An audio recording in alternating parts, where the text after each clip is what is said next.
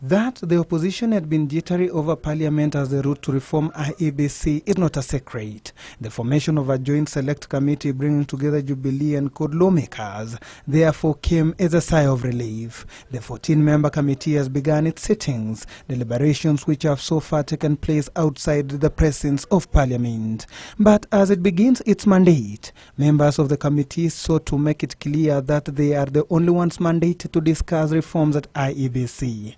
One of the key and cardinal points of agreement was that any other processes that were ongoing or were intended to start in the process of reforming IEBC were to be stopped forthwith.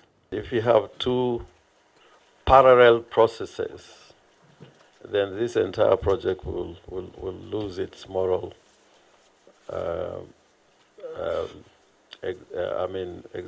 its moral strength and even its legitimacy. As such, they now want the Samuel Chepkonga-led Justice and Legal Affairs Committee of the National Assembly to discontinue any activities touching on reforms at the electoral agency. I wasn't quite comfortable to hear some of the comments that came from the chair of that committee, trying to belittle and pour scorn on what you are about to embark on. The whole country is looking at us here. The National Assembly will always support this committee, and I don't think you should be worried by another body and any shenanigans out there purporting to work against this committee, because this committee came as a result of consultations and agreements after a lot of chaos that erupted. Also asking Chepkonga and his team to also be fair to Kenyans and also allow us to do what we ought to do, because Kenyans will expect a result of these sittings, of this parliamentary select committee. Led by co-chairs of the committee, Siaya Senator James Orengo and his Meru counterpart Kiraitu Murungi, the lawmakers charged that they are the only ones with blessings from both party principals on the matter.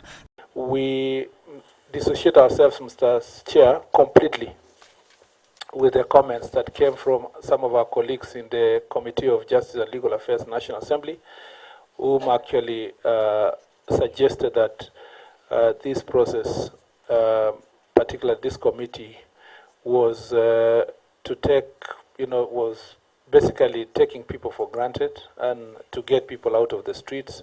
That is not true. We came here so that we can find solution.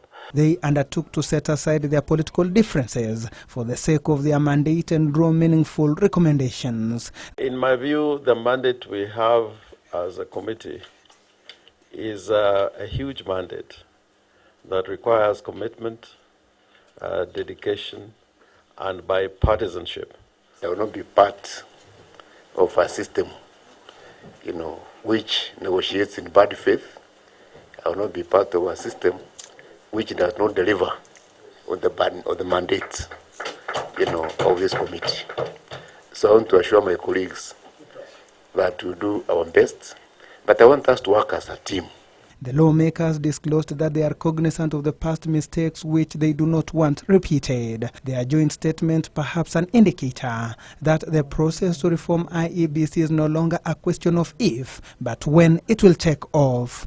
Eric Biagon reporting for Channel 1 News.